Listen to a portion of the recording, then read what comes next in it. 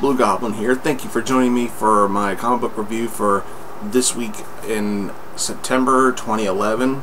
Got 1, 2, 3, 4, 5, 6, 7 books to cover here this week, and do things a little differently here. But before I start, I almost forgot here again. A good buddy of mine that I went to high school with, Chris Pinkard, he just started doing comic book reviews here on YouTube. Check him out, won't you please? He's known as the Jedi Path on Tumblr, and here on YouTube his account name I believe is called Packer Smacker, but he refers to himself as Chris the Jedi, and he just got started doing comic book reviews on YouTube. I meant to give him a plug last week and I completely forgot. I think he's doing a really good job for a newcomer to comic book reviews. So if you're not too busy, swing by his channel or go to his Tumblr page and give him a try and see what you think. But on to my reviews for this week.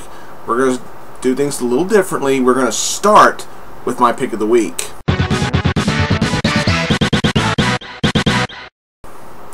And the pick of the week for this week goes to, surprise, Amazing Spider-Man number 669. This is part 3 of Spider Island.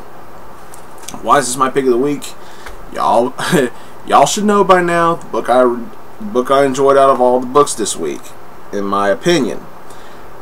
Now, Spider Island has been iffy for me. It started off okay, and picked up, got a little better. Now this is where the shit's hitting the fan for the inhabitants of New York, or Manhattan Island, excuse me. This, it's no longer fun for some people. It's no longer fun. Shit's getting serious, and it's getting serious in a bad way. You know, it's like at the beginning of the book and in the middle, it just seemed like the same fun storytelling that Dan Slott's been giving us, and it's still the way an Amazing Spider-Man book should be read and should be written. Very good stuff here. Great great character development. You know, I have to be honest, for Carly Cooper, she shines pretty well in here. Great stuff from J. Jonah Jameson. Just great stuff. J. Jonah's bitching and pissing and moaning just never gets old for me. I've always loved it. And then I got to the end of this book and ooh, I love the no pun intended, the shocking twist with a classic villain, the Shocker.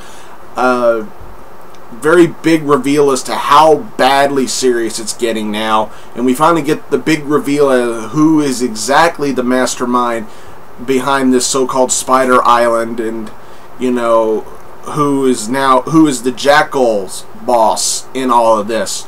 It's a nice reveal. Don't quite know everything about it yet, but it's a nice reveal. This was a great issue of Amazing Spider-Man. Marvel can still do it if they just put their minds to it. They can still do it. Don't ram Captain America and Thor down our throats so damn much. And you can eventually put out some good stuff. And this was really good. If you've been following old Webhead like I am, I think you'll enjoy this. I was really impressed by how good Spider Island's getting. Good stuff. And I really loved how Peter was able to finally put some of that kung fu training into some good use. Very good stuff. Alright, next up, Fear Itself, number 6. This book sucked, enough said. Next, Suicide Squad, number 1.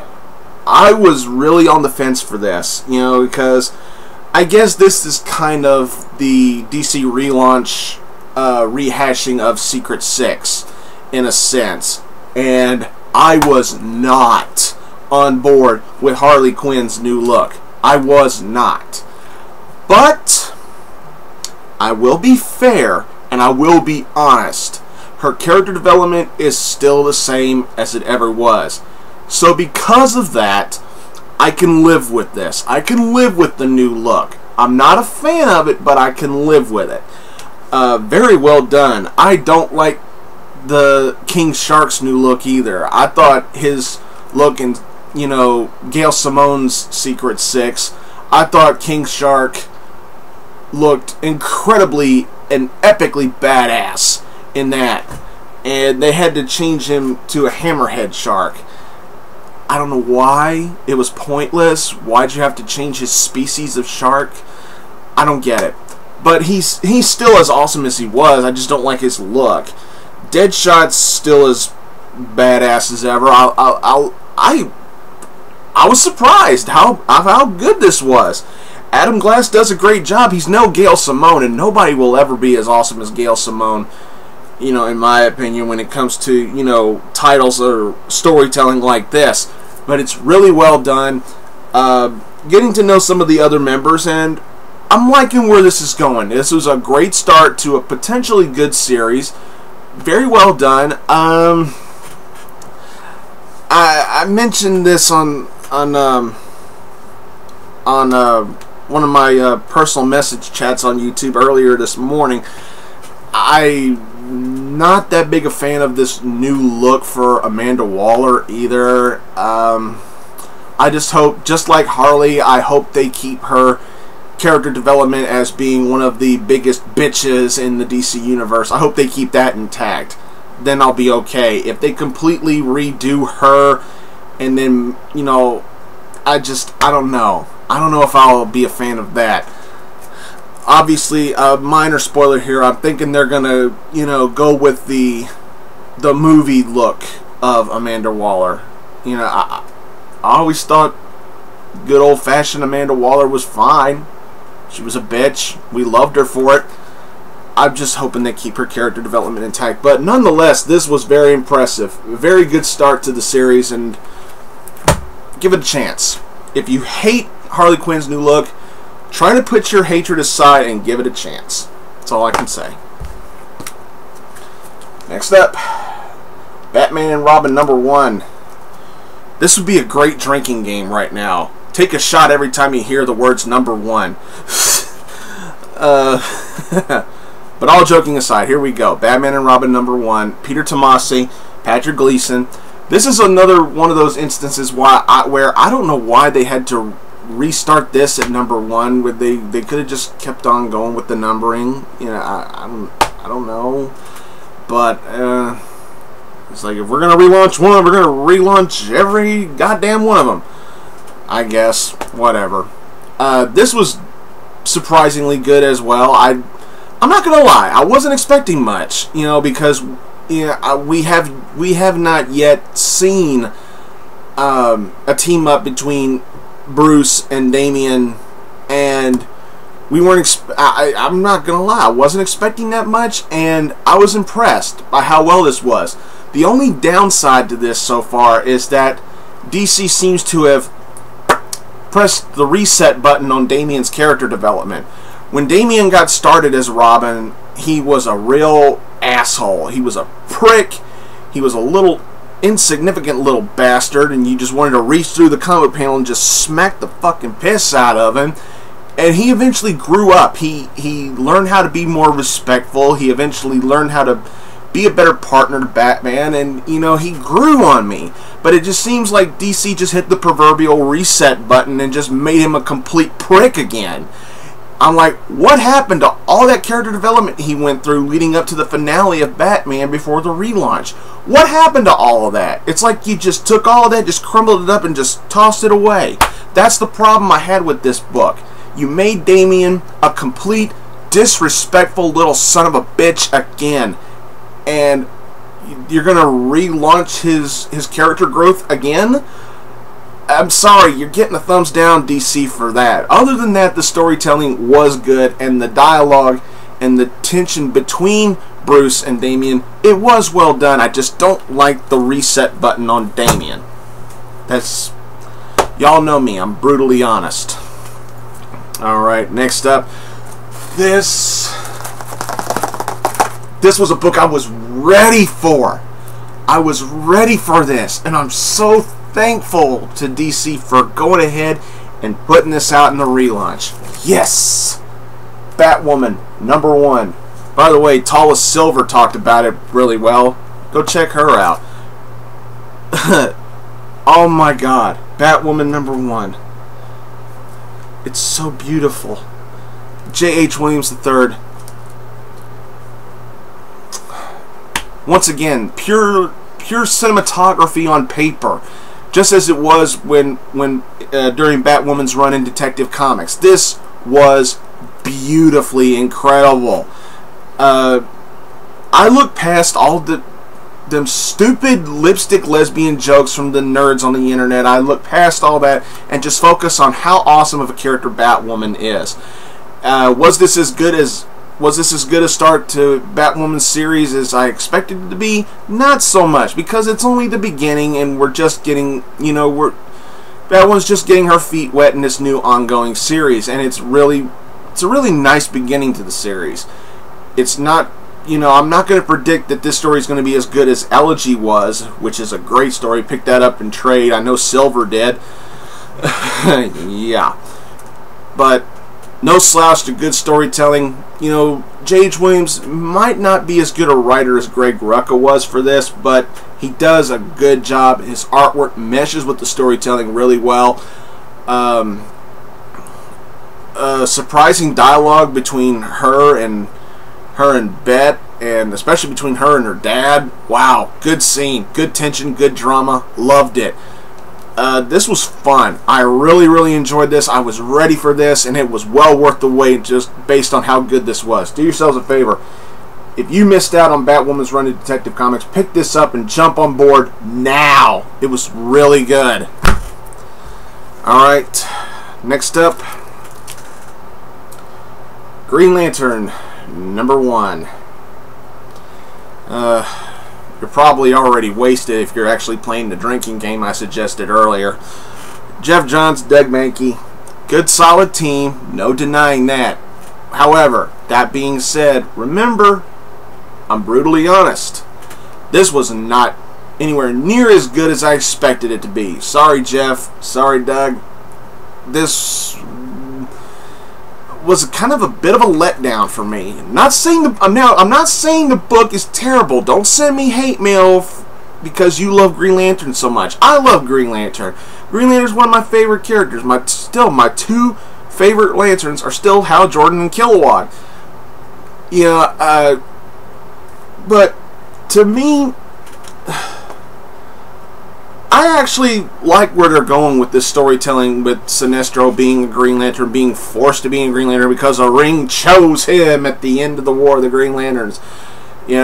Still the brilliant character development for the Guardians is still intact. They're still just complete sons of fucking bitches, and the hatred that us fans feel for the Guardians is still there, and I love that. The Guardians are characters you just love to just loathe. You know what I'm saying? Really well done. To me, and I was talking with Chris, the Packer Smacker. By the way, once again, check him out. But I was talking with him yesterday about this, and I said they took Hal Jordan and they turned him into Peter Parker. They gave him the shitty luck lifestyle. Core TV said Hal Jordan's a douche and it works for him, and that's fine. I respect that. But the thing is, Hal Jordan should be Hal Jordan. He shouldn't be Peter Parker. The character development is still there for Hal Jordan. I will, excuse me, I will not deny that. But you don't need to make him Peter Parker. There's only one Peter Parker, and that's Peter Parker. But yes, this was good, very well told. The ending wasn't as big of a moment as I expected it to be, but it was still very well told, very well written. The artwork is still just as good as it ever was. I'd still say go ahead and buy this, put it in your pull list. If you're still on board with Green Lantern, don't drop it. It's still good. Who knows? We could be shocked later on down the road. It's just that I wasn't particularly shocked with that beginning. Alright, we're going to close this off with a book that both me and Jennifer decided to put on our pull lists. And that is Red Lanterns #1. I put it on my pull list because I was waiting for this. I was ready for this. I kind of knew before it was announced that they were getting the series. I kind of knew they were going to get a series because the Red Lanterns are so immensely popular right now. Even Jennifer was wanting to get on board with this. We both got a copy. Actually, she helped me get these books, and I want to thank her again. I love you, baby. But yeah, Red Lanterns. This was really, really good. Really gritty. Really tough. I got to agree again with Mark. A little bit too much red. A little bit too much red, but it was good. I feel like I'm pulling a Michelangelo. Look, it's red. Yeah, a little too red. Ugh. But yes, Dexstar. Thank you, DC. Thank you for putting Dexstar back on the pages and really focusing on how awesome this little ordinary house cat with a really bad anger management problem has. It is really cool to see Dexstar again, and that's how Atrocitus is introduced in this issue.